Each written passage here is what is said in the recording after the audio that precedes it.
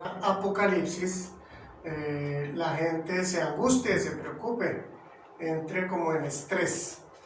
¿Por qué? Porque es una palabra que está asociada con catástrofes, con eventos grandes, de tragedia, de dolor, de sufrimiento. Y también se asocia, pues, sobre todo con películas de este tipo, de películas donde se habla de guerras nucleares, de catástrofes cósmicas. Entonces es una palabra que por lo general a la gente le causa tensión. Pero quiero invitarte a que recordemos que realmente el libro del Apocalipsis es un libro que debiera generarnos alegría, gozo. ¿Por qué? Porque el Apocalipsis narra, nos cuenta, nos revela cómo Dios interviene y cómo Dios intervendrá en la historia de la humanidad. Y esa intervención precisamente evitará que la maldad, que el dolor, que la muerte, que la destrucción tengan la victoria final. Es por esa intervención de Dios que la paz, la justicia, el amor y la vida plena, la vida abundante, son quienes tendrán el triunfo final en la historia de la humanidad. Quiero entonces invitarte a que recordemos que en nuestra meditación anterior reflexionamos sobre el capítulo 4 de Apocalipsis. Hoy vamos a seguir entonces con el libro de Apocalipsis capítulo 5, pero quiero invitarles a que recordemos lo que vimos en la meditación anterior en el capítulo 4. Dice que Juan cruza una puerta obedeciendo la voz de trueno, como de trueno, que entendemos por el mismo capítulo 1 que es la voz de Jesús. Él entonces obedece, cruza esta puerta y se encuentra con algo parecido a lo que vemos aquí. Dice que encuentra a uno sentado en el trono y que dice que su apariencia es como de jaspe y de cornalina, pues utiliza esta simbología, pues por lo visto, por lo que él está queriendo expresar es algo difícil, ¿no? Dice que alrededor del trono entonces hay como un arco iris que tiene una apariencia de esmeralda, por eso vemos entonces así esa ilustración. Dice que frente al trono aparecen estas 7 lámparas de fuego que representan el Espíritu de Dios, la plenitud del Espíritu Santo.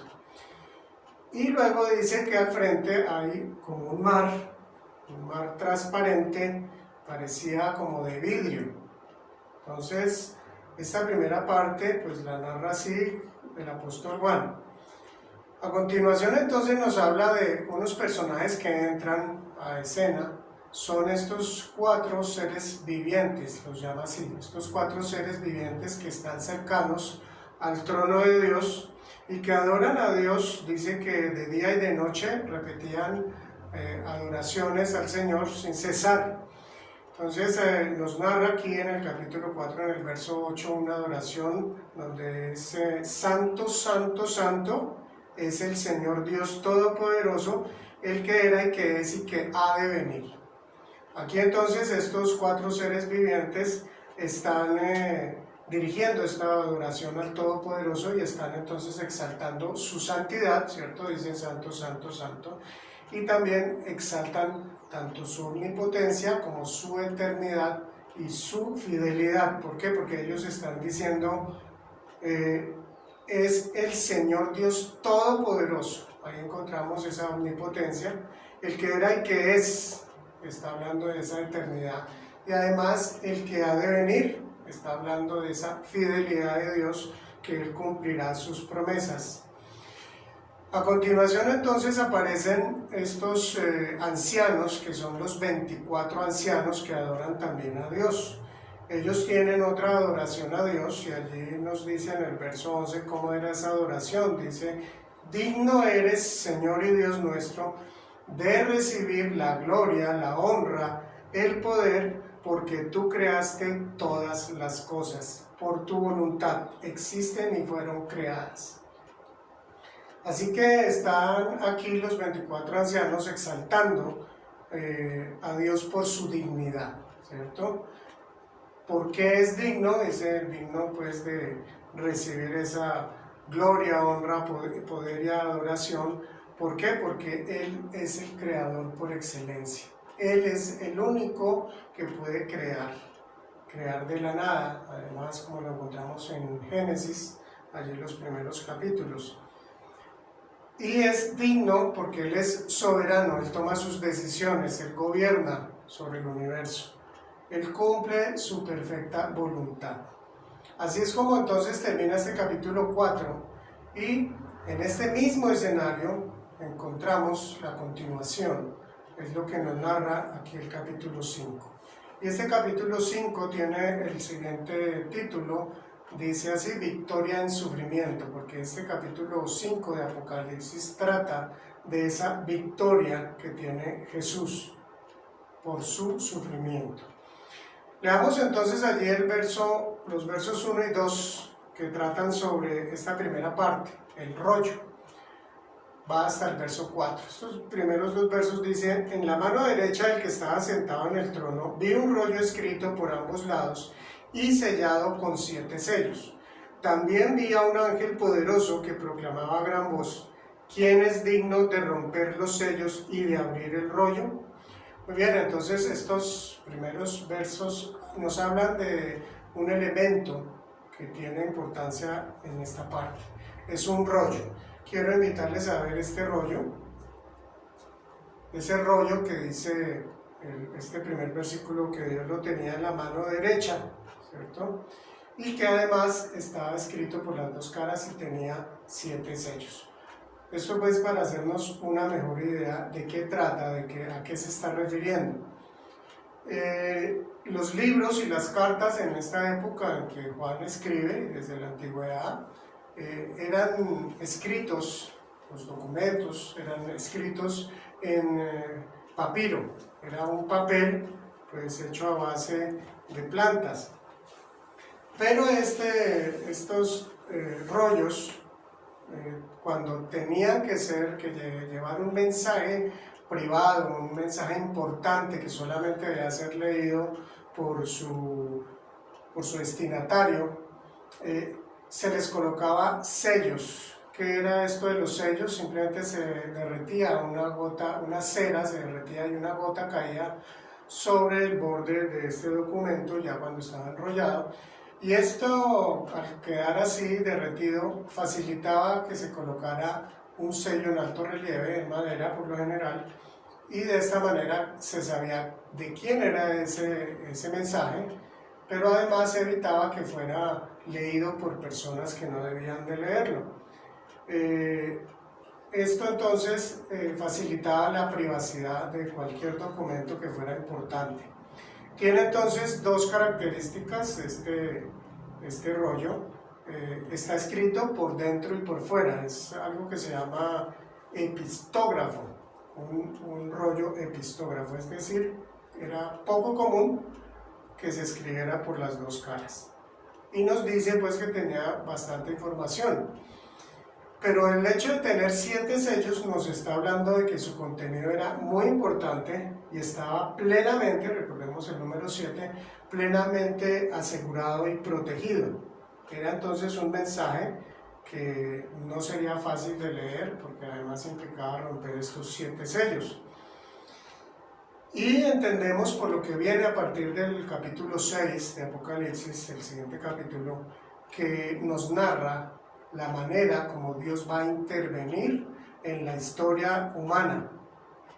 Así que era algo bien importante lo que contenía este rollo. Y son cosas que van a suceder a partir de la ruptura del primero de los 7 sellos. Muy bien, entonces volvamos aquí al verso 2, donde dice: también vi a un ángel poderoso que proclamaba a gran voz: ¿quién es digno de romper los sellos y de abrir el rollo? Este ángel entonces es un ángel poderoso. Aquí aclara Juan, es un ángel poderoso, o sea, los ángeles son poderosos de por sí, pero aquí aclara Juan que es un ángel poderoso, es decir, que se veía, se entendía que era un ser con bastante poder. Él entonces proclama a gran voz, está, digámoslo así, gritando o algo así, y está preguntando quién es digno de romper los sellos y de abrir el rollo. ¿Quién es digno de romper los sellos? Tengamos presente que esta pregunta que está haciendo aquí este ángel no es una pregunta de quién es el más fuerte o quién es el más valiente, no, está preguntando quién es digno. Y la dignidad se refiere al mérito y la autoridad que una persona tiene para desempeñar o para hacer algo. Y ante esta pregunta entonces veamos la respuesta a partir del verso 3. Dice, pero ni en el cielo, ni en la tierra, ni debajo de la tierra hubo nadie capaz de abrirlo, ni de examinar su contenido. Y el 4 dice, y lloraba yo mucho porque no se había encontrado a nadie que fuera digno de abrir el rollo, ni de examinar su contenido. Entonces, en ningún lugar se encuentra esa persona que sea digna. Y esto pues ocasiona que el apóstol Juan llore, y no llora poquito, dice ahí, aclara, lloraba mucho, y yo lloraba mucho. ¿Por qué? Porque no se encontraba esta persona que pudiera abrir, romper estos 7 sellos y examinar su contenido del rollo. El apóstol Juan entonces, por lo visto, sabe, él conoce de la importancia que tiene este rollo, de ese contenido. ¿Por qué? Porque ese contenido revela, es la revelación. Algunos han dicho prácticamente de aquí en adelante lo que viene en el libro del Apocalipsis está contenido en este rollo. Así que si esto no fuera posible, pues esa revelación hubiese quedado incompleta, no se habría dado como Dios quería. Muy bien, entonces sigamos el verso 5 y 6, dice, uno de los ancianos me dijo, deja de llorar, que ya el león de la tribu de Judá, la raíz de David, ha vencido. Él sí puede abrir el rollo y sus 7 sellos. Entonces vi, en medio de los 4 seres vivientes y del trono y los ancianos, a un cordero que estaba de pie y parecía haber sido sacrificado. Esta primera parte entonces interviene uno de los 24 ancianos y es quien le da al apóstol Juan esa buena noticia, esa gran noticia. Le dice, deja de llorar. ¿Por qué? Y se refiere, usa 2 títulos mesiánicos para referirse a esa persona que sí puede abrir el rollo y romper pues sus 7 sellos. Y esa persona, cuando él habla del león de la tribu de Judá, y además habla enseguida de la raíz de David, pues estos 2 títulos mesiánicos tienen su razón, su origen, en 2 textos que aparecen en el Antiguo Testamento. El león de la tribu de Judá es algo que hizo Jacob antes de morir, hizo reunir a sus 12 hijos. Recordemos que Jacob es a quien Dios le cambia el nombre como Israel, y es el padre de los 12 hombres que dan origen a las 12 tribus de Israel. Entonces cuando Jacob ya está anciano, próximo a morir, allí en Génesis 49, versos 9 y 10, es donde él hace la profecía. Él le da a cada uno de sus 12 hijos una profecía, y a Judá le dice de la siguiente manera, Génesis 49, 9 y 10. Judá, mi hijo, es un león joven. El cetro no se apartará de Judá, ni la vara de mando de sus descendientes, hasta que venga aquel a quien le pertenece, aquel a quien todas las naciones honrarán. Así que a partir de esta profecía, este es un título que se le da al Mesías prometido, al Salvador, al ungido que Dios había prometido allí desde el Génesis capítulo 3. Entonces, a este descendiente se refiere aquí cuando dice el león de la tribu de Judá. Y el siguiente título, que es la raíz de David, tiene que ver con la profecía que aparece en Isaías 11 versos, especialmente el 1 y el 10, y esta profecía es alrededor de unos 700 años antes de Cristo. Dice así, del tronco de Isaí brotará un retoño, un vástago nacerá de sus raíces. En aquel día se alzará la raíz de Isaí como estandarte de los pueblos, hacia él correrán las naciones, y glorioso será el lugar donde repose. Esta profecía que comienza diciendo del tronco de Isaí. ¿Quién era Isaí? Isaí es el padre del rey David. Entonces tengamos esto presente. Está hablando que un descendiente del rey David, que además el rey David también era descendiente, pertenecía a la tribu de Judá. Entonces aquí está aclarando de esa raíz de David. De allí vendría el Mesías. Muy bien, entonces miremos allí esta siguiente imagen que nos muestra lo que encuentra el apóstol Juan, ¿cierto? El anciano acaba de decirle de esa tribu de Judá, del león de la tribu de Judá y de la raíz de David. Y él, cuando en el verso 6 dice que él vio en medio de 4 seres vivientes y del trono de los ancianos a un cordero que estaba de pie y parecía haber sido sacrificado. Jesús, el Mesías, es entonces quien unifica estos dos mensajes, estas dos simbologías que representan el león y el cordero. El león es símbolo de poder, de autoridad, de dominio, de fuerza. En cambio, el cordero es lo contrario, es símbolo de humildad, de sencillez, hasta de debilidad. Y aquí entonces cuando Juan escucha esto que le dice el anciano y voltea a mirar allí hacia donde está el trono, de donde están los seres vivientes y los 24 ancianos, no se encuentra con el león, sino ve a un cordero y dice, ¿no?, que ese cordero como sacrificado, y dice que estaba de pie. Miremos esta imagen que aparece allá al fondo, que es una cruz, y es precisamente ese símbolo de la cruz para representar la obra de Jesús, que Él, como Dios todopoderoso, omnipotente, quien conoce todo, quien sabe todo, quien podía haberle pedido al Padre, como le dijo a Juan y a Pedro esa última noche cuando iba a ser arrestado, que él podía pedir una legión de ángeles y su Padre se los enviaría. Es el amor de Jesús el que hace, el que permite que Él vaya a morir en una cruz. No es por debilidad, es por amor. Pero Él permite que sea llevado a la cruz como un cordero, como dice Isaías 53, ¿cierto? Como ese cordero que fue llevado al matadero sin abrir su boca.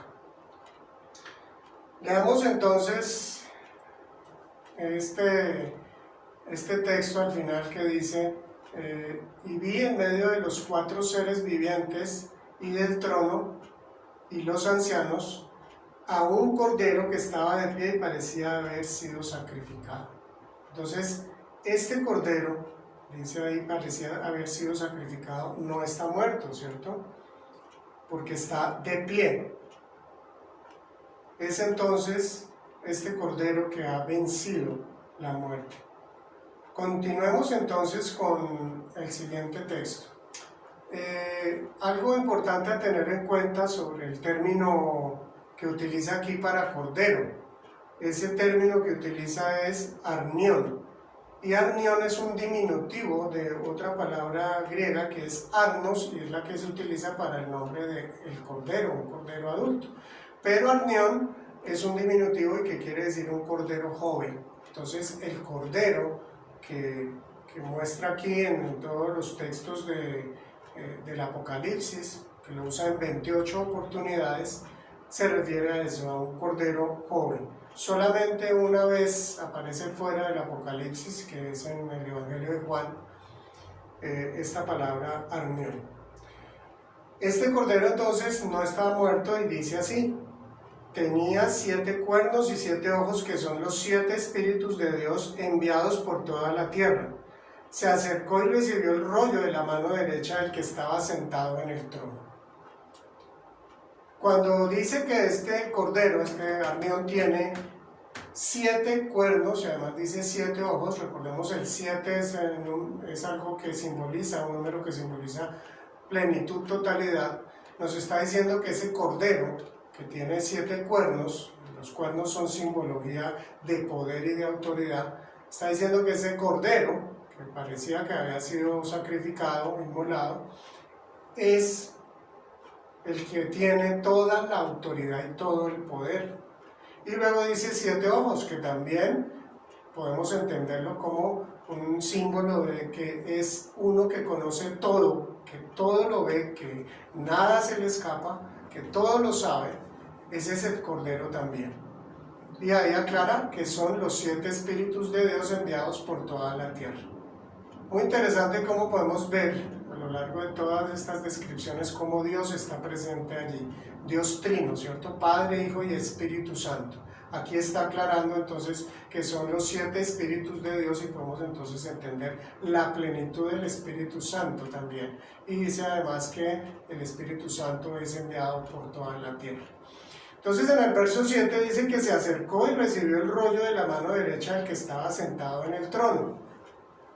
Este Cordero recibe de la mano derecha del quien está sentado en el trono, que sabemos que es Dios, podemos entender que es Dios Padre. Este Cordero recibe allí, en medio de lo que si nosotros recordamos, pues allí en Apocalipsis 4:5, que había en ese trono relámpagos, estruendos y truenos. Entonces era un ambiente sobrecogedor, pero el Cordero recibe ese rollo sin ningún inconveniente.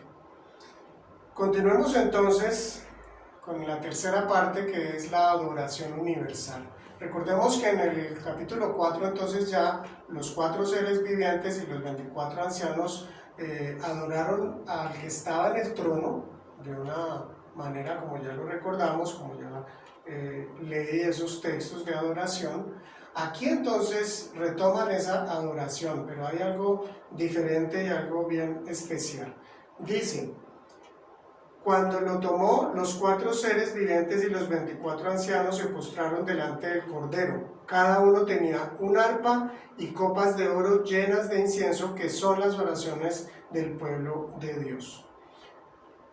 Dice cuando lo tomó, ¿a qué se refiere? Cuando el Cordero tomó el rollo, ¿cierto? Entonces aquí, a partir de este momento, se origina esta situación, este evento, de que llegue el Cordero y tome ese rollo, ocasiona que estos 4 seres vivientes y los 24 ancianos se postren delante del Cordero. Fíjense que aquí ya no es delante del que está sentado en el trono de Dios Padre, están haciendo esta adoración, se postran delante del Cordero.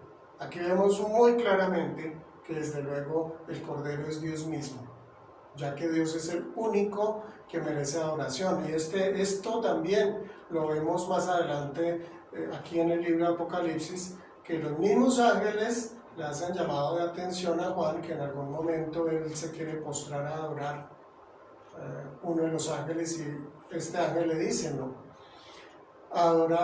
debes adorar únicamente a Dios. Y esto es algo que también encontramos en el resto de la Biblia, pero esto nos dice que el Cordero es Dios mismo. Además nos dice entonces que tenía cada uno un arpa, cada uno de estos seres vivientes y de los ancianos tenía un arpa y copas de oro llenas de incienso. El arpa es un instrumento que en el pueblo de Israel se usa especialmente para celebrar cosas alegres, no cosas tristes. Así que este es un momento de alegría, de celebración. Y además dice que cada uno también tenía una copa de oro llena de incienso, pero aclara que ese incienso son las oraciones del pueblo de Dios. Muy especial. Tengamos presente como creyentes, ¿cierto? Como parte del pueblo de Dios, como cristianos, que nuestras oraciones no quedan en el vacío ni en el olvido. Nuestras oraciones para Dios son especiales. Aquí dice que entonces estaban en copas de oro, ¿no?, llenas de incienso, y el incienso es algo que simboliza una fragancia agradable para Dios.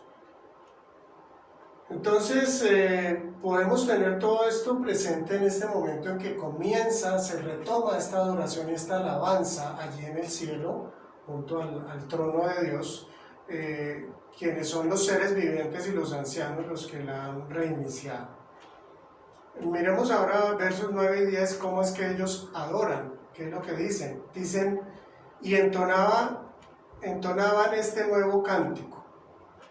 Digno eres de recibir el rollo escrito y de romper sus sellos, porque fuiste sacrificado, y con tu sangre compraste para Dios gente de toda raza, lengua, pueblo y nación.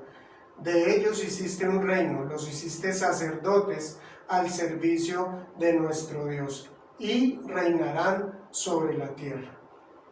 Miremos que aquí entonces en este nuevo cántico ellos están hablando nuevamente de la dignidad. ¿Por qué? Porque dice, digno eres. ¿Digno de qué? Digno de recibir el rollo escrito y de romper sus sellos. Entonces ese cordero es el que sí es digno, y en esta adoración le están reconociendo esto. Pero además explica por qué, ¿no? Ahí a continuación de decir que de romper sus sellos dice, porque fuiste sacrificado. Entonces, primera razón, porque fuiste sacrificado. Después dice, con tu sangre compraste para Dios gente de toda raza, lengua, pueblo y nación. Segunda razón, con esa sangre de su sacrificio fueron compradas para Dios personas, gente de toda raza, pueblo, lengua y nación. Y además lo tercero dice, y de ellos hiciste un reino, los hiciste sacerdotes al servicio de nuestro Dios.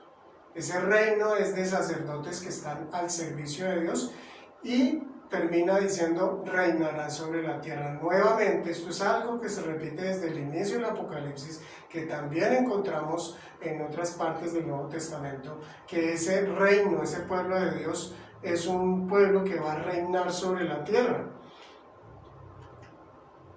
Tengamos también presente que este texto, esta oración nos recuerda un texto de Primera de Pedro capítulo 12, y en el verso 9 que dice, ustedes son linaje escogido, real sacerdocio, nación santa, pueblo que pertenece a Dios. Así que si tú eres un creyente, tú eres un cristiano, perteneces al pueblo de Dios, y fuiste comprado por el sacrificio del Señor Jesucristo, con su sangre, con esa sangre que Él derramó en la cruz. Sigamos entonces con la adoración. Esta es una segunda parte porque ya se integran ángeles. Y muy especial este verso 11, dice, luego miré y oí la voz de muchos ángeles que estaban alrededor del trono, de los seres vivientes y de los ancianos. El número de ellos era millares de millares y millones de millones. Aquí entonces la adoración que está dirigida, la anterior que vimos iba dirigida al Cordero, aquí también se integran estos ángeles, pero además dicen pues que estos ángeles están alrededor de ese trono de los seres vivientes y de los ancianos.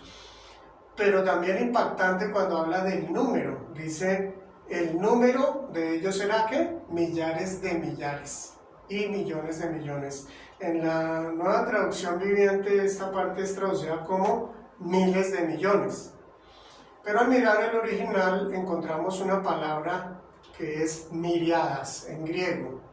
Esta palabra griega es miriadas, y este tiene un significado especial porque es el término que usaban en este momento para referirse al número más grande conocido en ese momento. Es decir, era un número prácticamente incalculable de ángeles los que se han unido a esta adoración, a esta alabanza.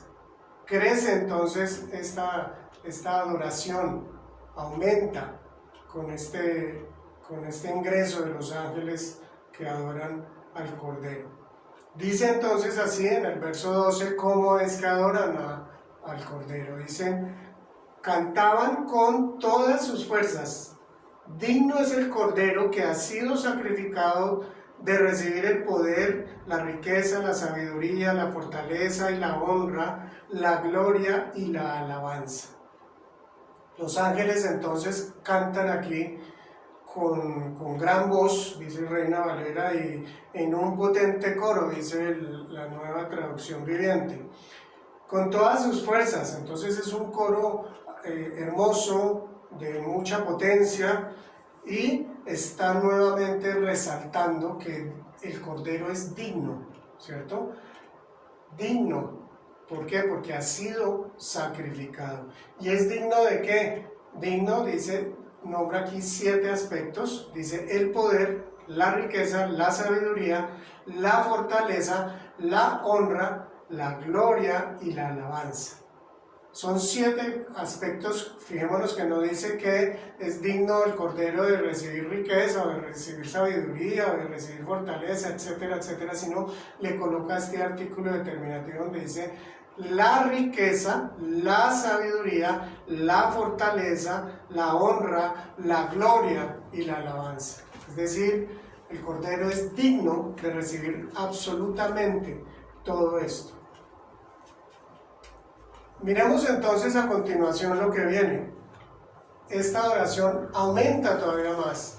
Se integran todas las criaturas.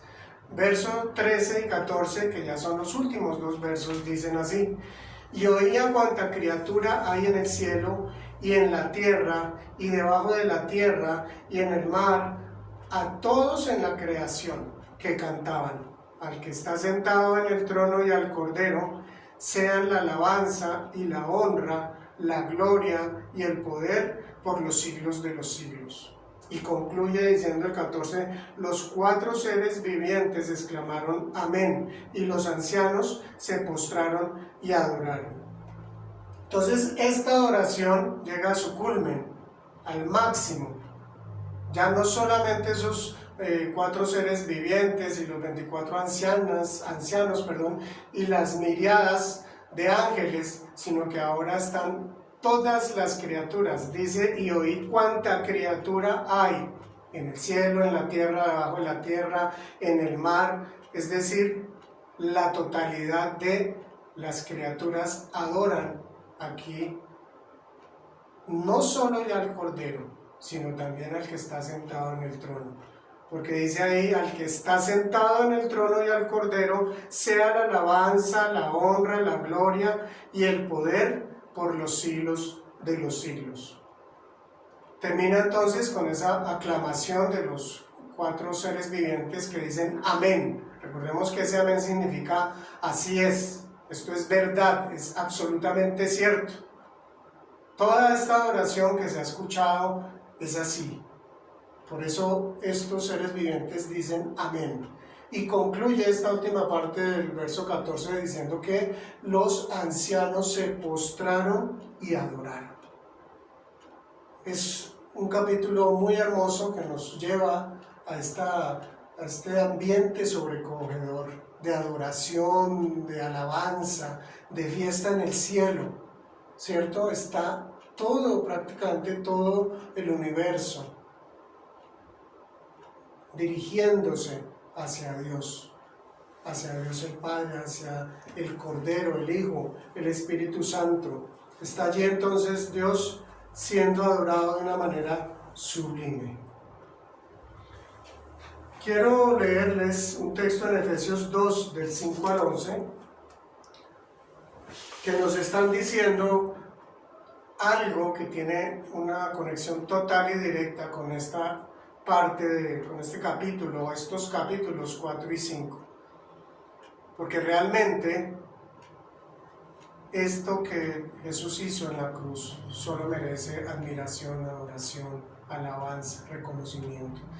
Porque dice así, Efesios 2, del 5 al 11, la actitud de ustedes debe ser como la de Cristo Jesús, quien siendo por naturaleza Dios, no consideró el ser igual a Dios como algo a que aferrarse. Por el contrario, se rebajó voluntariamente, tomando la naturaleza de siervo y haciéndose semejante a los seres humanos. Y al manifestarse como hombre, se humilló a sí mismo y se hizo obediente hasta la muerte, y muerte de cruz. Por eso Dios lo exaltó hasta lo sumo y le otorgó el nombre que está sobre todo nombre, para que ante el nombre de Jesús se doble toda rodilla en el cielo y en la tierra y debajo de la tierra, y toda lengua confiese que Jesucristo es el Señor, para la gloria de Dios Padre.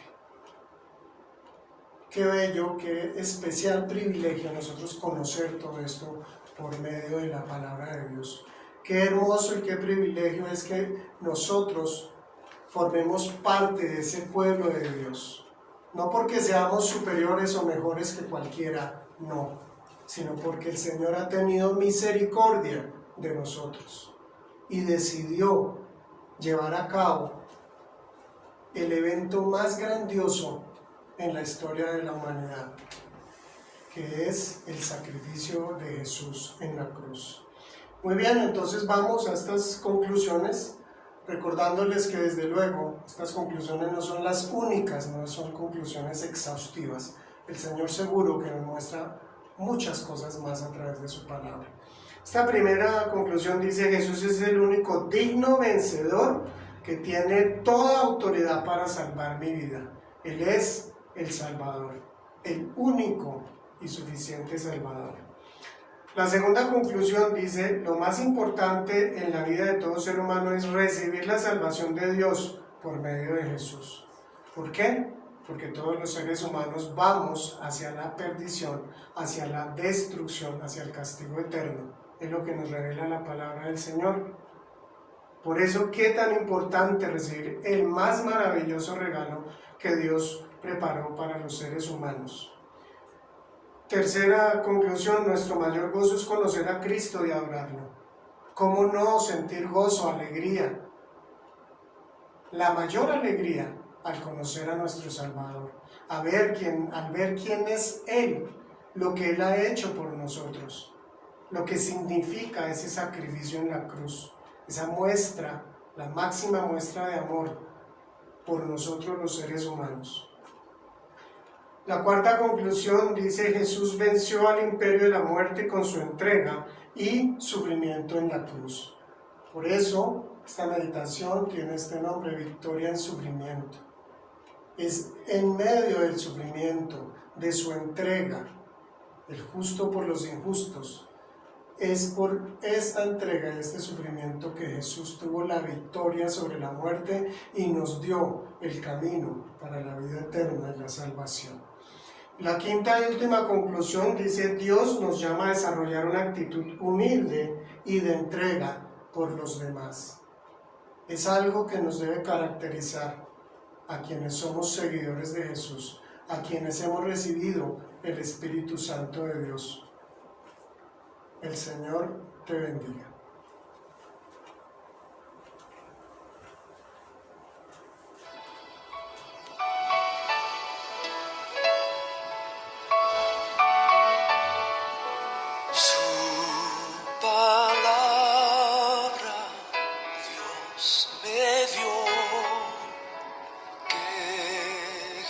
Jesús por mí murió y su sangre me libró de mi pecado.